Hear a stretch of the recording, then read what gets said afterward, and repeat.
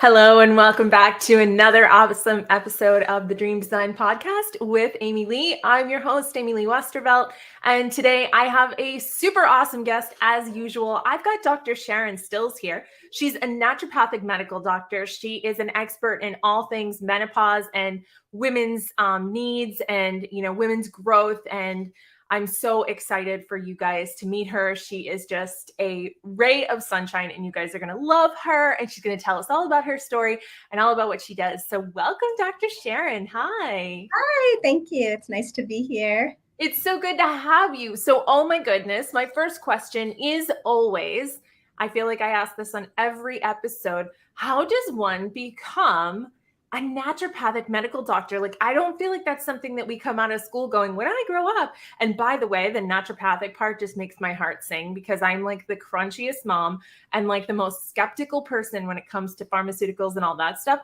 So naturopathic, like, I can't wait to hear all the things.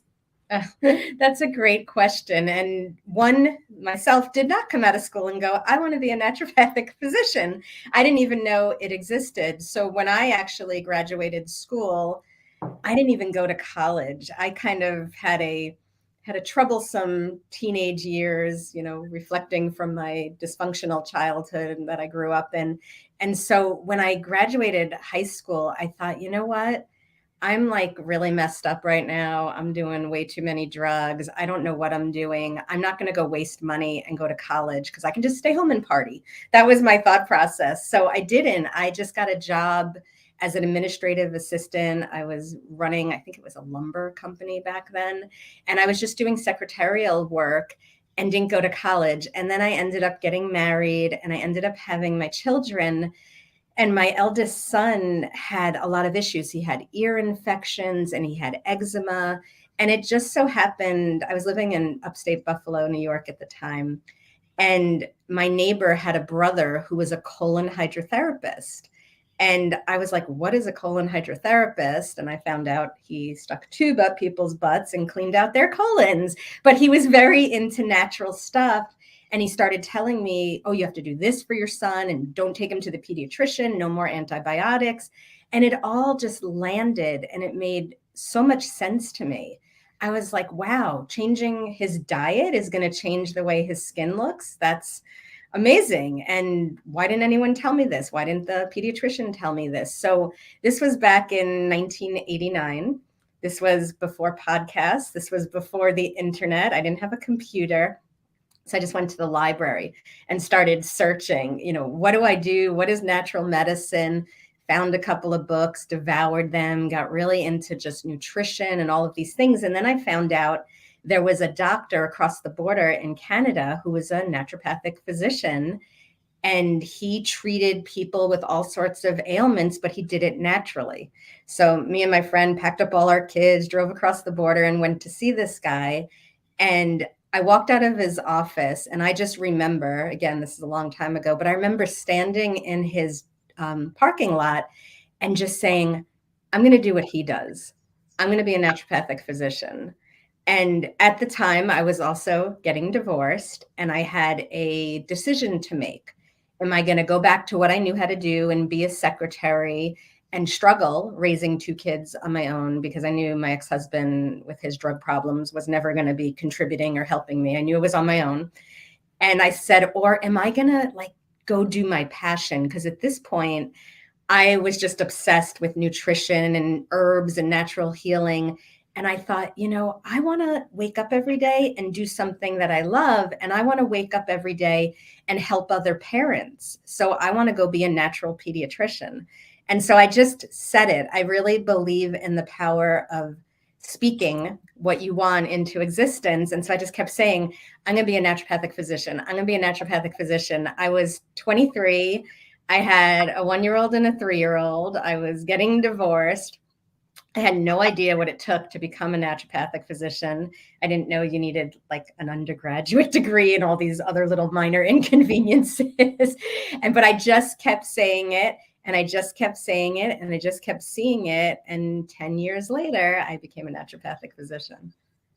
That's incredible. That is such an amazing story. And I love, it illustrates such a powerful point that everybody who does what they want to do makes up their mind past the point of no return. Like there isn't a, oh, this would be nice. Like it's a moment of like, oh, this is happening. Like I'm going to make this happen. And it's that extra little dose of belief that really like supercharges the intention, which then supercharges the manifestation, right? Like you were never like, oh, it'd be nice, maybe I'll think about it, I'm going to go check it out. You were like, nope, this is what I'm doing. And the fact that you had that kind of clarity at 23 years old is remarkable. If I do say so myself, like that to me, I mean, what did I want to be at 23? I don't know, probably like someone who had a lot of shoes. Like I think that's where my clarity was. And now with as a mom of 5 kids, like I'm a completely different human than I ever would have been at 23. So the fact that you had that, oh my gosh, it gives me the chills. Well, and I think 23, in our society, we expect kids at 17, 18 to graduate and know what they're going to do. And so to me, even 23, like looking back now, I'm 55 and looking back and I'm thinking, even 23, like I was such a different person back then. And even that is kind of, we think of that as being old, but like you said, it really is young to really understand. But when your dharma, when your passion lands, you just know it. And it's like tunnel vision. It's like, oh my God, this is why I'm here on the earth. Completely. And it's interesting because for me, I mean, like, so what I'm going through right now is that I want to change my whole, like, I want to uproot my life and move. And I have this dream in the back of my head of selling my house and buying, some kind of a like modular home. I have 5 small children and just living on land. Right. And that was always so like, I don't know, is that, and like all of a sudden the clarity dropped in and it's like, no, this is happening. It's not a question of whether or not it is. Like, this is going to be something that's going to come to fruition. And so I can resonate so much with that feeling. And that's the first time I've really had it. Like when it comes to careers and things like that, I think I've always been kind of like, like a healer type. Like I've always had some kind of psychic energy or whatever. But this was the first time that landed. And so the fact that happened for you so early in your life is such I want to say it's such a gift, right? Like to just have that kind of like laser focus from so early on is just remarkable. So tell me, I think, but I'm going to play like, beginner's mind here. And for the sake of the audience, what's the difference between, I mean, I know we could do a whole podcast on it, but what's the difference between a pharmaceutical flavored doctor and say a naturopathic one? A lot. So just briefly, my training is the same as a physician. So we all go to medical school. We all take physiology, pharmacology, anatomy, biochemistry, all of these things. And so we all have the same basic science training. But then in the second half, so medical school is 4 years. So the first 2 years, we all do the same thing. Then the latter 2 years, a traditional medical doctor just kind of really tunnel vision learns pharmacy. So what's your diagnosis and what is the drug that's going to suppress it? That's not what they're told, but that's the truth. What is the drug that's not going to pay attention to what's really going on and suppress your symptoms and make them show up somewhere else? So then you need another drug and then you become a lifetime patient of the pharmaceutical industry. But in naturopathic medicine, the second 2 years of our training, we learn botanical medicine, we learn homeopathic medicine, we learn physical medicine, we learn mind-body medicine, we learn nutritional medicine, we learn acupuncture, we learn Ayurveda, we learn all these different healing modalities so that when someone comes in, we can say, okay, what's actually going on here? What is the root of the problem? So it's always very interesting to me because patients come in and they're like, I've been everywhere. I've been to Mayo Clinic. I've been to a million doctors. I've been to all the best. And no one knows what's wrong with me. And then they come to me and I'm like, oh my gosh, like I have the total opposite problem because there's so many different options that can be causing their imbalances. It can be emotional, it can be trauma, it can be a nutritional deficiency, it can be hormonal imbalances, heavy metal toxicity, mold toxicity, et cetera, et cetera. So the body is very complex and most issues that we're experiencing are multifactorial. So it's never just oh, you're deficient in zinc, or, oh, you need to stop eating dairy. It's always a combination of things that help someone really heal and find the cure they're looking for. I remember when we lived in Alaska, I had really, really bad adrenal fatigue. I mean, to the point where I could like write on my skin. And I went to a regular doctor. You know, my husband was in the military. So we saw someone who was affiliated with Post. And I found out that I had a nodule on my thyroid. And the first thing was I was nursing at the time. So I didn't want to take any meds, and I didn't want to do the carbon uptake, whatever thing, because I was like, no. And they were like, okay, well, we need to do a biopsy to see, you know, if it's cancerous or whatever. So they did the biopsy, and they were like, you know, you're pretty close to a thyroid storm or whatever. I don't know, something like that. Mm-hmm. And they were like, you could take it out. I'm like, I don't want to. I don't want to. And so I went to a naturopath, and she was amazing. And she gave me like these herbs. She gave me like tilia, and I forget the other one. And she told me to sleep like a lot, right? And I was in this network marketing company where like sleeping was not a thing. Like you didn't do that. You were just constantly like, you know, eviscerating yourself and energetically. And long story short, I never did a thing about it, and it went away. And I mean, I did do a thing. I went to a naturopath, but that moment, like, I am here as living proof of going to see someone who was a naturopathic physician, doing the protocol that they told me to do, and having my seemingly big, I mean, it was a 3-centimeter nodule on my thyroid, and it was benign, but it went away.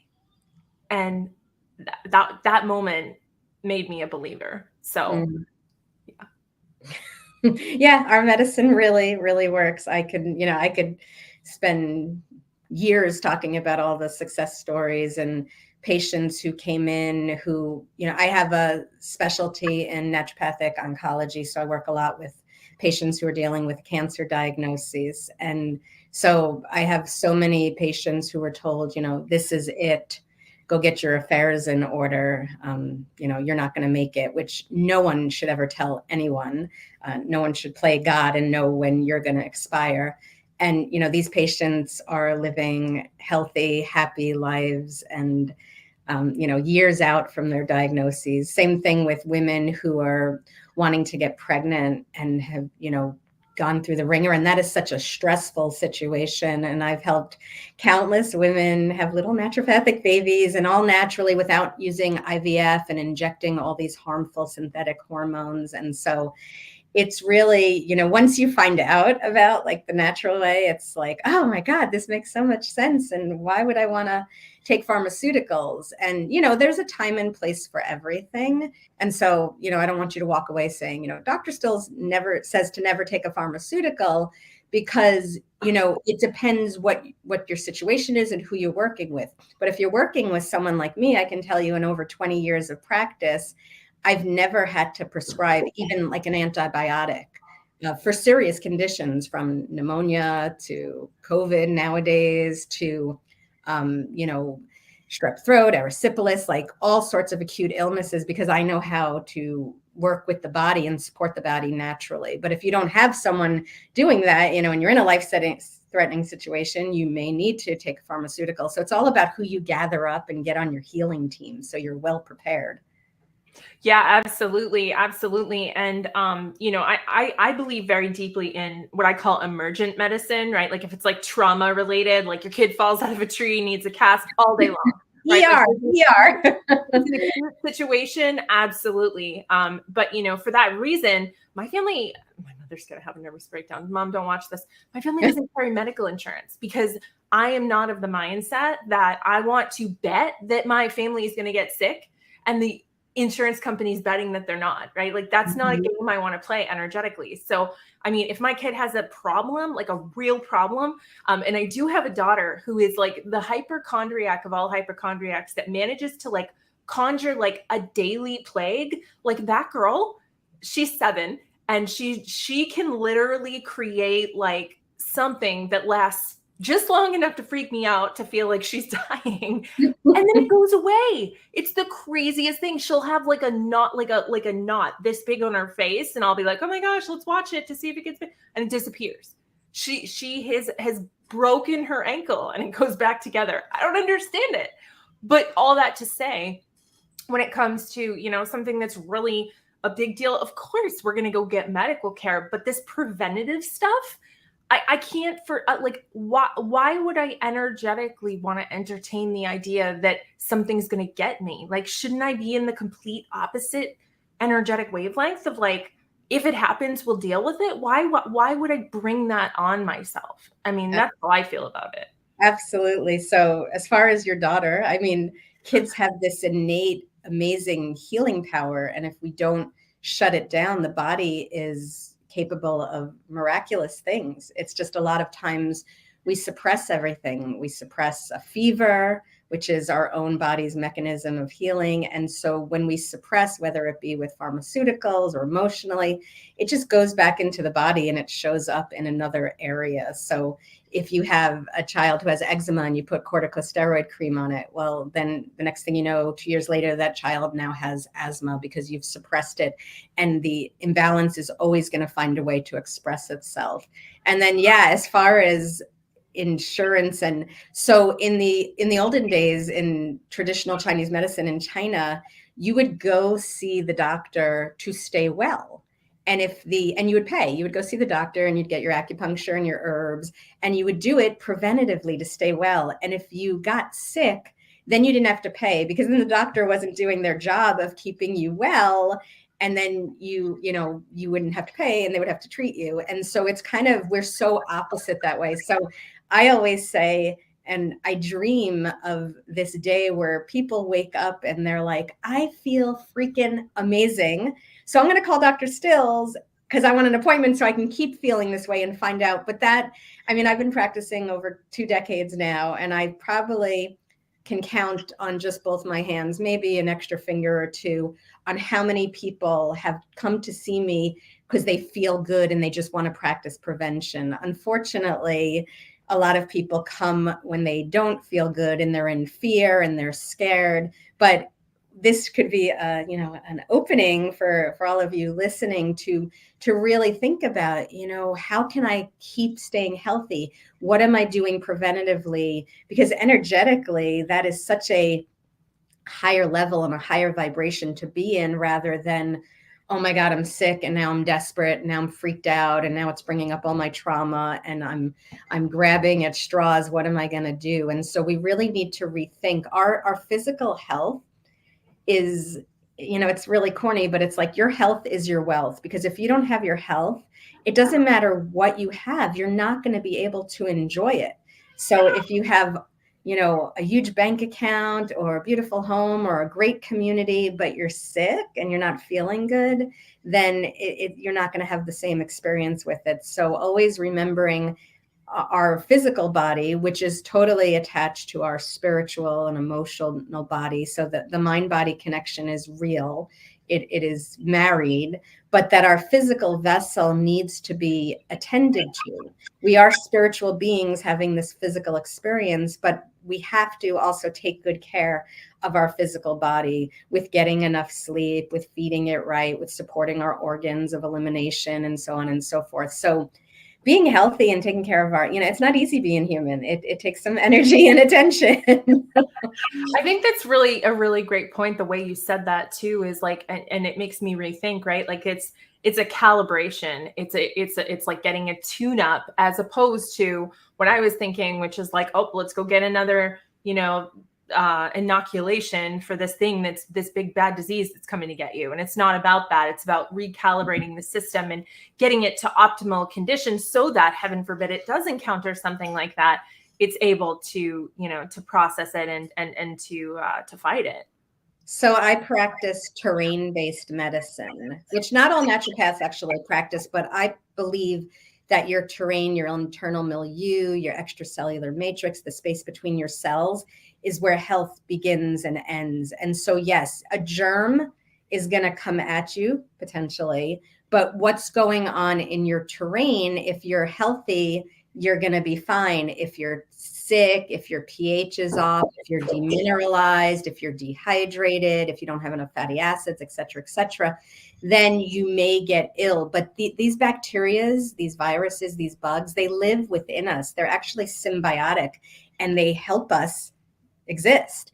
And so they are symbiotic, but when you are out of balance, then they go through a pathogenic upleveling and they can become harmful. So strep always lives within our throat, but when you're out of balance, it can upgrade and become pathogenic and you have strep throat. So we are cold sores. Like I have cold sores all the time, but they're not always gonna react, right? Because like it has to be like stress or the sun or something. They always come from something. Right. It's how our system. And so we are connected to nature. We don't spend enough time in nature. And that's always one of my prescriptions. You know, I have a prescription pad, but I never write for pharmaceuticals on it. I'm always writing like, go hug yourself, go on a vacation, go lay in a hammock, put your feet on the ground, spend time in the sun. These are the things that really heal us. Not all medicine comes in a pill bottle. And I love, I'm a big believer. If you saw my cabinets, I take lots of supplements, but they're supplements. They are supplements to a good, healthy lifestyle and a relationship with yourself, with your community, with nature. That's how we really heal. I think that's so well said. So I'm sure you've been asked this question a million times, or maybe you haven't, but I think you probably haven't. I'm just curious. It's kind of off the beaten path. But you mentioned COVID, which I feel like was a whole experience in and of itself that I really didn't participate in COVID. But what I mean by that is like, it didn't happen to us. Like we were very much isolated from it.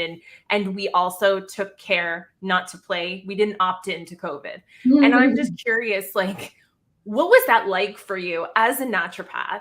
To see what was going on, to see the way that it was being handled or not handled.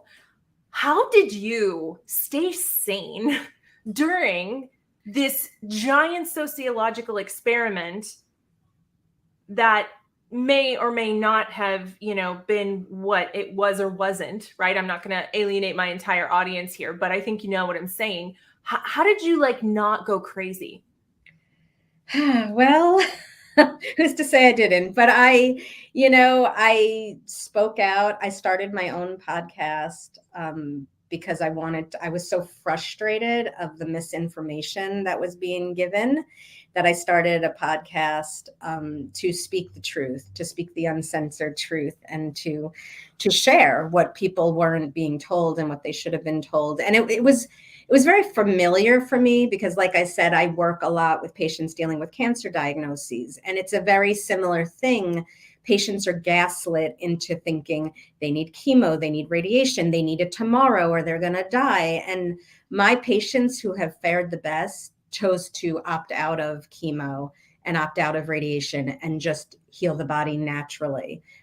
So it was like, oh, here we go again. But now it's on like this, massive level. So it's still very frustrating to me. I mean, luckily I was able to support and, treat my patients who did have this bioweapon, this virus, this experience, whatever you want to call it. And so I was able to help a lot of people avoid hospitals and to get better and to really empower them to realize, oh, wow, like I can handle this. I've got the strength. My body is strong. My body is able to take care of this. I can do the right things and I can trust in my own self rather than searching for salvation out there, which really was never going to come anyway and came with a whole host of major issues. So now I'm dealing with a lot of people who are injured from choices they made and helping them. And there is help. Just need to have the right, doctor again helping you.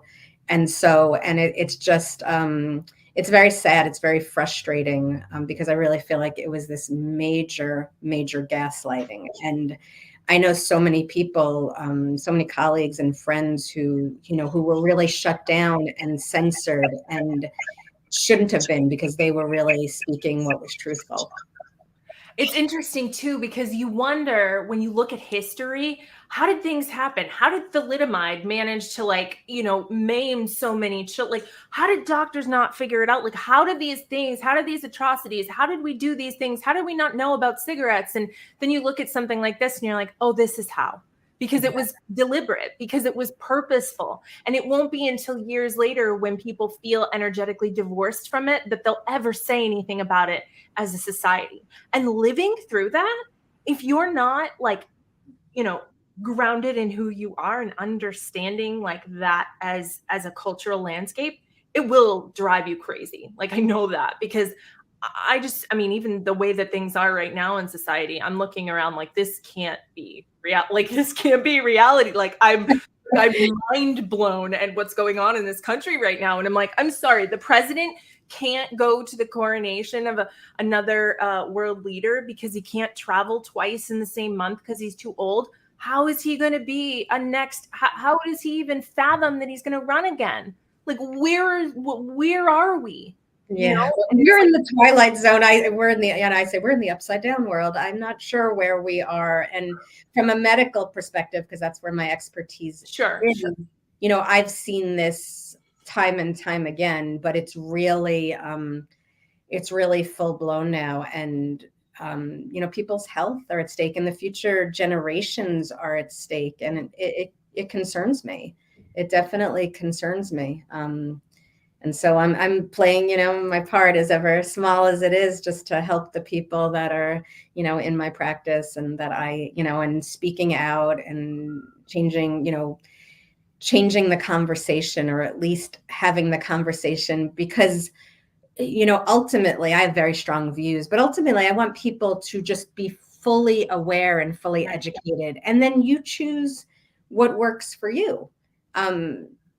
We are all unique, and we're all different, and we all have different beliefs. But when you're not given the full story, and you're kind of brainwashed and gaslit, and then, unfortunately what's happening now, people are waking up and they're pissed and they're angry. And, I'm seeing that in my practice, and I'm helping them work through it, because anger and fear are some of the biggest detriments to our immune system and our health. And so we always have to be managing the trauma, the emotions.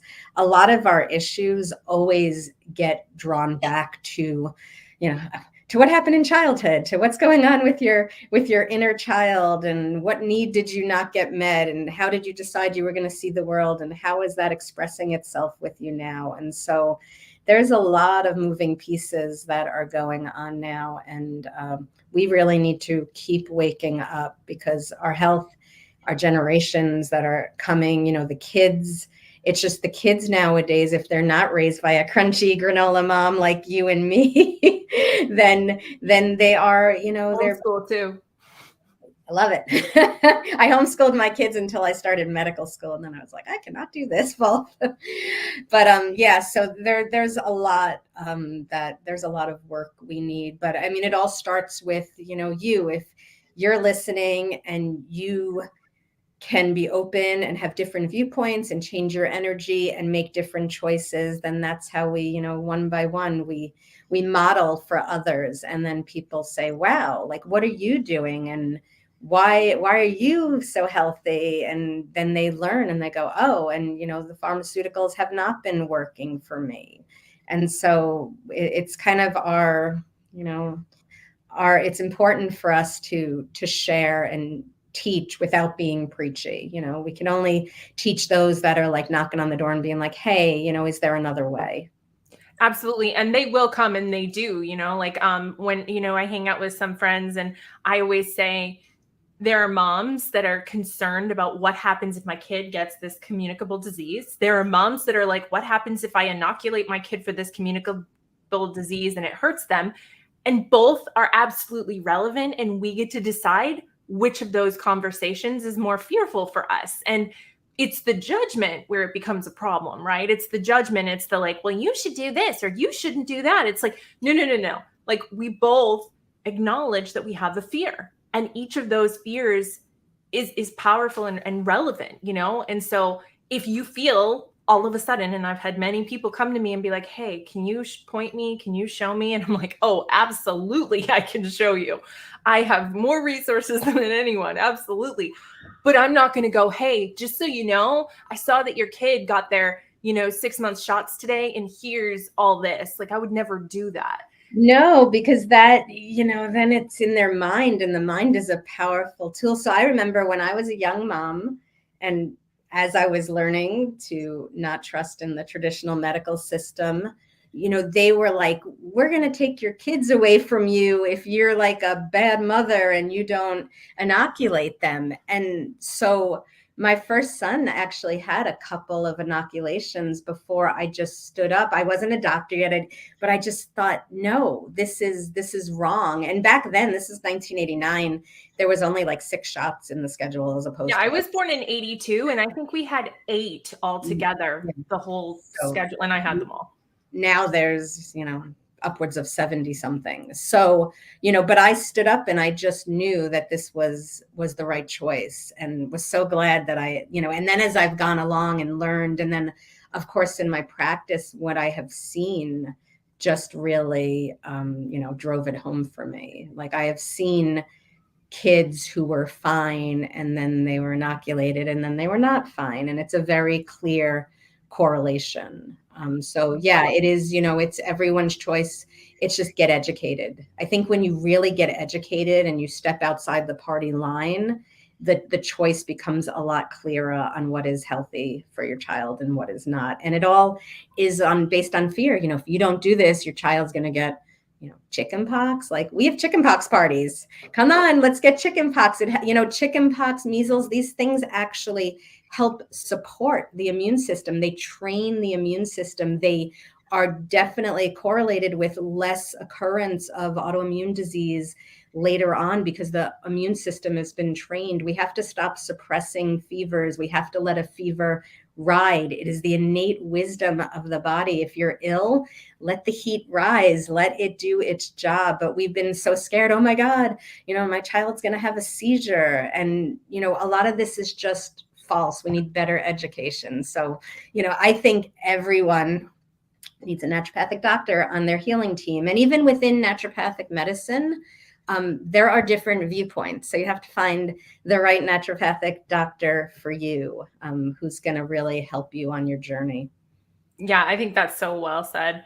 And there's so much we could say about that. Like, and I love that we're on the same side of that, right? Because it must be really frustrating when you're not. You're just like, okay, well, we'll continue the interview, but like, I'm going to forget all about you after this and go Earth, right? Like, it's just like, okay, so my kind of last question, and then I'm going to ask some just kind of where we can find you. But I think this is a good follow-up question or a follow-on question. So I just turned 40 in November. And so I would like to call myself on what you call like premenopausal, right? So I'm not like quite there. I'm starting to kind of get like, I had one period that just totally threw me for a loop. I was like, oh my gosh, like I felt like I had incontinence. It was this whole thing. And so I guess what I want to know, there are a lot of people in my audience that are younger than me, and also some that are kind of my age. Like, what would you suggest? Because I think that menopause is something we all know is coming, but I also think it's something that we don't really get to experience education about until it's here. And then we're like, oh my God, like it's almost as traumatizing as it is to get your period in the first place. And so what I want to know is kind of like, what's some like pre-education, or like, what's a good way to start to really kind of like acclimate yourself to this part of your life when it's not here yet, but it's inevitable and it's on its way, and you're starting to get these little glimpses of it, rather than just, oh, we're here, hot flash city, now what do we do? I think that's a great question. I love that question, because I am always talking about pre-gaming. So my own personal story was, when I started my medical practice, I was 31 or 32. I had the worst premenstrual issues like ever. People would ask me if I was pregnant. I would get so bloated. It was very embarrassing for everyone involved. And so, but at the same time, Suzanne Summers had just written her first book about bioidentical hormones and menopause. And someone came in with the book and said, I want this. Can you help me? And so I started, all of a sudden my practice blew up and I had this huge menopausal practice where I was helping women with bioidentical hormones. And I thought, all right, I cannot be a hypocrite. One of my, philosophies is practice what I preach. And I'm like, I'm helping all these women. I'm watching all these menopausal women. They're like aging backwards and they're amazing and they're feeling great. And I'm like dying with my period. And so I started working on my own hormones and my liver and my lymphatic flow and my gut and all the things that go into having balanced hormones. And so I rebalanced my hormones, got rid of my PMS. And when I went through menopause, I was 48. I never even had a hot flash. And so to celebrate menopause, I climbed Kilimanjaro. It worked out perfect. Menopause, the actual definition is 1 year without your period. And the universe was like cahoots with me. And so it was literally 1 year that I hadn't had my period that I stood on top of Kilimanjaro. And it was to say to the universe, to my followers, to myself, to my patients, to my community, that like, this is just the beginning. I call menopause the sacred second act. And we have been so misinformed to think menopause is when I run retreats for women who are menopausal or perimenopausal or just interested in women's health. And I had one woman once say to me, like, she was taught when you go through menopause, like you die. And she really believed that. And I think we have such misconceptions. We think, oh, when you go through menopause, you become fat, ugly, you're like a useless cow and you get put out to pasture and you don't matter anymore. And so if you are younger and you are having any kind of issues with your menstrual cycle, like I had a patient the other day tell me, oh, well, my menstrual cycle is normal. I have the normal cramps and the normal headaches. And I was like, no, we've normalized symptoms that should not be normalized. Our periods, if you're having any kind of symptoms, migraines, excessive bleeding, not bleeding enough, these are all signs that there's imbalances. If you are having problems getting pregnant, if you have PCOS, if I can go on and on and on, fibroids, etc., endometriosis, these are all signs that there's an imbalance. And if you deal with them now when you're younger, then menopause is just going to be a beautiful experience. To me, I love being postmenopausal. Like, you can have sex without having to worry about getting pregnant. There's a lot, like, instead of giving birth to human babies, like I'm giving birth to creativity, to my passions, to, my kids are grown, they're out of the house. It's more about me now. It's a What's beautiful your human design, Dr. Sharon? What's my human design? I am a generator. What numbers though? Do you know? 1-3. Oh, okay. Okay. That makes sense. Okay. I don't know as much about human design yet. I'm just starting to learn. I'm a generator also. I'm a 5-1. Okay, cool. So yeah, I just think that it's kind of that, that fear of death or that fear of menopause. It's just embracing and stepping into the moment where you are now. And it's never too early to learn about these things, because a lot of the things that I teach to get you through menopause are the same things I would teach you to help you get pregnant, to overcome an illness, to have healthy cycles. Healing is, there's a lot of foundational things that just works for everyone, even for the guys. You don't have to even just be a woman.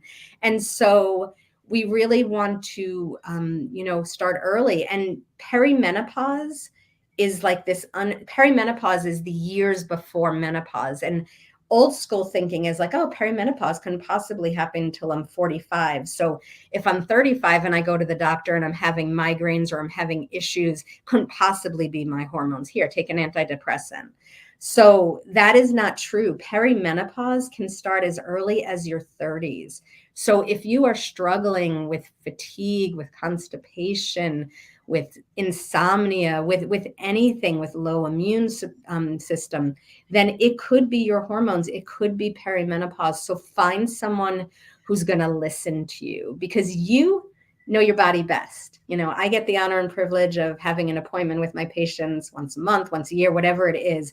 But you live in your body 24/7 and you are intuitive. So when a patient comes into me and they say, I've been told it's not this, but I really feel it is, like I just have this feeling, then I listen. So find a doctor who's going to listen to you. It's a great thing when you have, when I run labs, and of course I run very specialized labs because the typical labs that are run by typical MDs are so limited.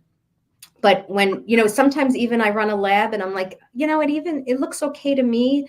But if you're still complaining, I'm like, well, let's do a trial. Let's see how you feel on some bioidentical hormones or whatever it may be, or this herb or anything. And, because I'm going to listen to you, because we don't all fit into the perfect lab range. They're just ranges. That's so true. And you're right. Like everybody's body is different. And incidentally, human design's all about that too. Human design's about differentiation and recognizing that we try to homogenize, because it's more economic, right? To make a whole bunch of something and just paint them different colors and give people the illusion of choice. But with human design, it's all about everybody is calibrated to their own unique, and even within the type, and even within the profile, there's like tiny nuances, like the primary health system. Oh my gosh, you would geek out on that. You should check that out. The PHS in human design. Ooh. You would just be like, like based on your human design, like what time you're supposed to eat during the day. So for me, I'm supposed to eat in indirect sunlight or, indirect light. So I'm supposed to eat later in the day, and like everybody has different, it's so cool. You would so love it. And I think I've never heard of that, but I'm Googling that right after this talk. Yeah, it's called PHS, the primary health system. And you will just be like, it's so good. Okay, speaking of so good, how can people get a hold of you if they want to learn more? I know that you have a summit coming up. You're going to be hosting. So how do people get a hold of you? So my website is drstills.com. Oh, look at that. So if you go there and sign up, you can get on my email list. And that's how I communicate all my speaking events, all my thoughts, everything that's going on. So we email, a couple of times a week and give you lots of information. I speak on a lot of events, so I'm always telling you where you can catch me next. And and then if you're on there, you'll be made aware. My summit is going to be in September. It's called Mastering the Menopause Transition 2.0. But like I said, if you're 25, like there's going to be something, it's totally free. And there's something to learn. I talk about everything from EMF issues to exercise, to detoxification, to diet, to hormones, to gut health. And so a lot of these things are applicable no matter where you are in your journey. I love that. And I'm definitely going to be signing up for that. So thank you so much for telling us about that. It has been such a pleasure having you on the show today. Like, it's one of those conversations, you don't know what's going to come up. You don't know what you're going to say. And then it's just like, oh my goodness, like, kindred spirits in all the ways. And it's just a really beautiful conversation. And I would love to have you on the show again another time. And maybe we'll talk about something quite not so polarizing, but I don't know, because that's kind of our MO, isn't it? Yes, got to spread the truth. Absolutely. Thank you for having me. Thank you so much for being here. Oh, it was my sincere pleasure. I so appreciate you. And that will do it for this episode of the Dream Design Podcast. Until next week, when we have another great guest, may you be happy, may you be healthy, may you be safe, and may you be at peace. Namaste.